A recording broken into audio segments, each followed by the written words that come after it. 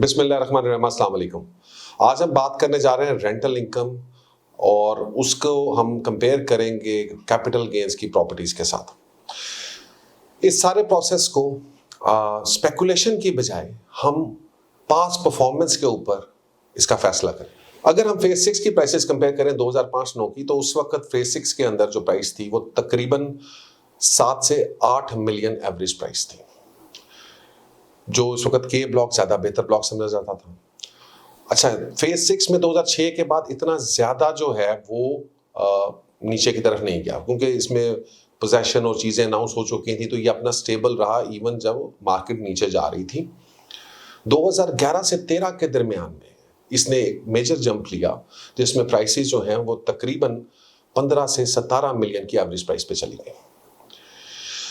उसके बाद 2013 से 2016-17 तक ये 28 मिलियन के राउंड अबाउट प्राइसेस 20 से 28 मिलियन के दरमियान में वेरी करती रहीं, और फिर 2017-18 के बाद से लेके 2020 तक जो है तकरीबन 30 मिलियन के प्लस में से चली गई थी। और ये जो भी रिसेंटली जो प्राइसेस इंक्रीज हो रही है उसमें 35 मिलियन और इससे प्लस के अंदर प्राइसेस जा रही हैं। इसके अंदर अगर आप देखें तो पहले 7 साल 8 साल में, जो 2005 से 2013 का टाइम फ्रेम है, 8 साल हैं बल्कि बनते हैं, उसके अंदर तकरीबन एवरेज 15% से कम गेन था, 12-13% का गेन था। और 2013 के बाद उस प्राइसेस के ऊपर कम्युलेटिव गेन भी तकरीबन 15% के करीब बनता है। तो एक बात क्लियर है कि अगर आप लॉन्ग टर्म में इन्वेस्ट करते हैं प्लॉट्स के अंदर, तो आपको तकरीबन 15% का गेन मिलेगा पर एनम, जो 7 से 8 साल के बाद आपकी प्रॉपर्टी प्राइस को डबल कर देगा। लेकिन एक समझने की बात है कि ये जो गेन आपको मिल रहा है ये रेगुलर नहीं है, इसके अंदर कुछ सालों के अंदर ही ये ज्यादा गेन ज्यादा है। जैसे फॉर एग्जांपल 2005 से लेकर 2010 के टाइम पीरियड के अंदर प्राइसेस बिल्कुल स्टैग्नेंट थी, लेकिन 2010 के बाद प्राइसेस बढ़ना शुरू हुई। 11, 12, 13 के अंदर प्राइसेस जो ऑलमोस्ट 100% जंप कर चुकी थी।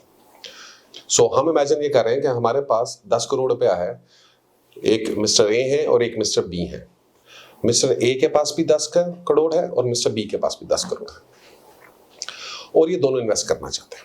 मिस्टर ए जो है वो इन्वेस्ट करते हैं प्लॉट्स के अंदर, और तकरीबन 2005 की प्राइसेस के मुताबिक फेज 6 के वो अंदाजे से 13 से 14 प्लॉट ले सकते हैं फेज 6 के अंदर एक केनाल के। मिस्टर बी समझते हैं कि जी के मुझे रेंटल इनकम में जाना चाहिए, और मिस्टर बी 10 करोड़ रुपए इन्वेस्ट करते हैं रेंटल इनकम के ऊपर, और वो कोई प्लाजा ले लेते हैं या कोई और प्रॉपर्टी ले लेते हैं जिसकी एवरेज 6% पर एनम आपको ग्रोथ दे रहा। नॉर्मली ये कमर्शियल प्रॉपर्टीज के अंदर ही आपको ये 6% की ग्रोथ मिलती है, रेजिडेंशियल में नहीं मिलती। सो अब हम कंपेयर करेंगे कि 15 साल के बाद दोनों ने कितना पैसा कमाया। अब इस वक्त दोनों मिस्टर ए और मिस्टर बी ने 10 करोड़ रुपए इन्वेस्ट किया। मिस्टर ए ने प्लॉट्स के अंदर और मिस्टर बी ने रेंटल प्रॉपर्टी के अंदर। मिस्टर ए ने 10 करोड़ रुपए से तकरीबन 13 प्लॉट्स खरीदे फेज 6 के अंदर, जो उस वक्त तकरीबन 7 to 8 मिलियन के राउंड अबाउट एवरेज प्राइस पे थी, और आज उनकी प्राइस तकरीबन 35 मिलियन है एवरेज के ऊपर। तो टोटल मिस्टर ए ने अप्रॉक्सीमेटली 45 करोड़ रुपए के करीब पैसा या कैपिटल गेन्स में वो पैसे कमाए। सो आपके पीछे स्क्रीन के ऊपर कुछ कैलकुलेशंस नजर आ रही हैं। इन कैलकुलेशंस में अगर आप देखें कि रेंटल इनकम के अंदर जिस बंदे ने इन्वेस्ट किया, तो पहले साल उन्होंने 60 लाख रुपए प्रॉफिट लिया। यहां तक तो बात ठीक समझ में आती है, लेकिन जो दूसरी इंपॉर्टेंट चीज है वो ये कि 60 लाख रुपया वो कहीं पे इन्वेस्ट कर रहे हैं, क्योंकि मिस्टर बी वो स्मार्ट, और मिस्टर बी ने सोचा कि मैं 15 साल कैपिटल अपना पैसा जो है फंसाने की बजाय मैं इसको रेंटल इनकम में डालूं और हर साल मैं इन्वेस्ट कर सकूंगा। तो तकरीबन पहले साल ही तकरीबन 60 लाख रुपए कमाया, और अगर एवरेज पे देखें तो उस वक्त 2006 के अंदर भी एवरेज में फेज 6 में प्लॉट 70-80 लाख का था। तो हम ये वैल्यूएट कर सकते हैं कि वो एक प्लॉट तकरीबन हर साल खरीद सकते थे। लेकिन हमने उनका जो कैलकुलेट किया वो हमने इसके ऊपर नहीं किया, हमने थोड़ा सा एज दिया प्लॉट्स को, और हमने इसको कैलकुलेट इस तरीके से किया कि जिस जो आप रेंट कमा रहे हैं उसके ऊपर 15% पर एनम ग्रोथ के साथ उनको अगले 15 साल के लिए प्रॉफिट दिया, वो 1 करोड़ 95 लाख के करीब बनता है। इसी तरह दूसरे साल जो उन्होंने 66 लाख रुपए 10% रेंटल इंक्रीज किया, एंड जब 10% रेंटल इंक्रीज करता है तो दैट मीन्स कि 10% प्रॉपर्टी की प्राइस भी तकरीबन अप्रिशिएट कर रही है। तो आपको नजर आ रहा है कि प्रॉपर्टी प्राइस अप्रॉक्सीमेटली 11 करोड़ पे चली गई, रेंट 6 करोड़ 66 लाख के ऊपर आ गया, और इसी तरह उस 66 लाख के ऊपर अगले 14 साल का प्रॉफिट जो है वो हमारे पास तकरीबन 2 करोड़ आ गया। इसी तरह 2020 में जब वो पहुंचे हैं तो उनकी जो प्रॉपर्टी प्राइस का कैपिटल गेन है सिर्फ वही 41 करोड़ रुपए के करीब है, which is more than which almost equal to that of जो आपने प्लॉट्स रखे और आप उसमें कोई चीज कोई इनकम जनरेटिंग एसेट नहीं था और आप पैसे आपके फंसे हुए थे 15 साल। यहां पे मैंने मिस्टर बी ने 41 करोड़ रुपया भी जनरेट कर लिया थ्रू कैपिटल गेन्स, जो उसकी प्रॉपर्टी की वैल्यू थी जो ऑलमोस्ट इक्वल है जो आपने मिस्टर ए ने गेन किया, प्लस रेंटल की मद में और रेंटल्स को जो इन्वेस्ट करके जो प्रॉफिट कमाया उसमें मिस्टर बी ने तकरीबन 40 करोड़ रुपए के करीब भी वो भी कमा लिया। तो यहां पर आपको दोनों का डिफरेंस नजर आएगा कि मिस्टर ए ने 15 साल वेट करके प्लॉटों में कैपिटल गेन्स के अंदर सिर्फ और सिर्फ जो है वो 45 करोड़ के राउंड अबाउट कमाया और मिस्टर बी ने कैपिटल गेन्स प्लस रेंटल्स लेके इतने ही टाइम फ्रेम के अंदर ऑलमोस्ट डबल अमाउंट 81 करोड़ रुपया जो है वो कमाया। ये बहुत इंपॉर्टेंट है।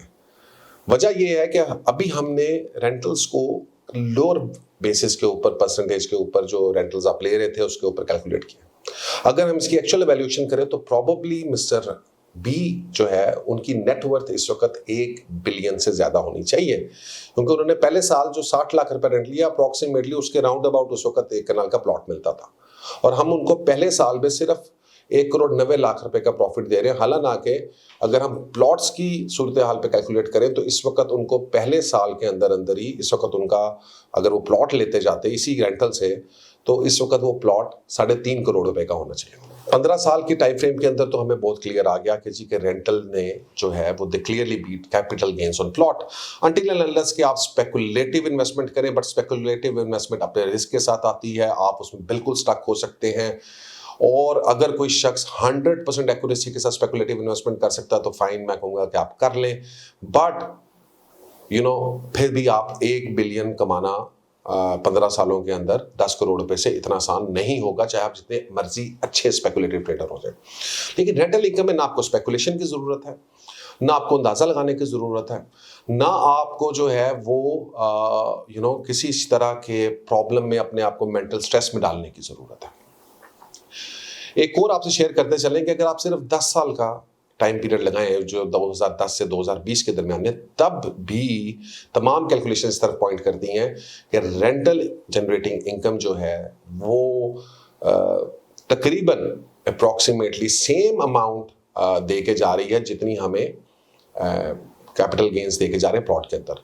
तो बड़ा आसान सा उसका फॉर्मूला 2010-11 में कोई 6-7 करोड़ रुपया था, 60-70 लाख रुपया था फेज 6 में प्लॉट की प्राइस, 70-80 लाख रुपए के करीब। हमने उसी के अंदर जो है वो इन्वेस्ट किया और जाहिर बात है कि इस दफ़ा हमें वो 5 साल का जो डाउन साइड पीरियड था वो नहीं बर्दाश्त करना पड़ा, तो 2 साल में 3 साल में हमारी प्रॉपर्टी डबल हो गई, तो प्लॉट्स को एक बहुत एज मिला अगर आप स्पेकुलेटिव ट्रेडिंग करते थे। लेकिन अगर 2010 में भी किसी बंदे ने रेंटल प्रॉपर्टी में इन्वेस्ट किया है तो एज ऑफ टुडे वो तकरीबन 44 करोड़ रुपीस ही कमा रहा है, जितना 45 करोड़ रुपीस कैपिटल गेन्स के अंदर भी दूसरे मिस्टर बी ने जो ए ने कमाया। सो 10 साल के टाइम फ्रेम के अंदर भी मेरे ख्याल में कि विदाउट वरिंग और अपने बेनिफिट जो है रेंटल प्रॉपर्टी के, जो आपको एक्स्ट्रा लिक्विडिटी है, आपके पास एक्स्ट्रा कैश फ्लो है, आप उसको स्पेकुलेशन ज़्यादा बेहतर कर सकते हैं, आप अपॉर्चुनिटी इन्वेस्टमेंट ज़्यादा बेहतर कर सकते हैं, और कुछ नहीं तो आप अपनी क्वालिटी ऑफ लाइफ बेहतर बना सकते हैं। You can eat those rentals and I mean we only get life once. और अगर मैं 15 साल बैठा रहूँ और वेट करूं कि ये कैपिटल गेन्स मुझे मिलेंगे और मेरा इतना पैसा कमाएगा, उससे बेहतर है कि अपनी ज़िंदगी बेहतर करूं और मैं अपने रेंटल्स भी खाऊं और साथ मुझे एक अच्छे कैपिटल गेन्स मिले। So guys, after doing this research I am very clear which way we have to go, and that is कि हमें अपनी रेंटल इनकम फौरी तौर पे बनानी है। हमने अपने रेंटल इनकम के ऊपर फोकस करना है। हमने एक दफ़ा पहले आपसे पोर्टफोलियो मैनेजमेंट की बात की। मैं ये समझता हूं कि कम से कम 50% आपकी जो इनकम सोर्स है उसका जो आपका जो पोर्टफोलियो है 50% वो रेंटल इनकम्स में होना चाहिए।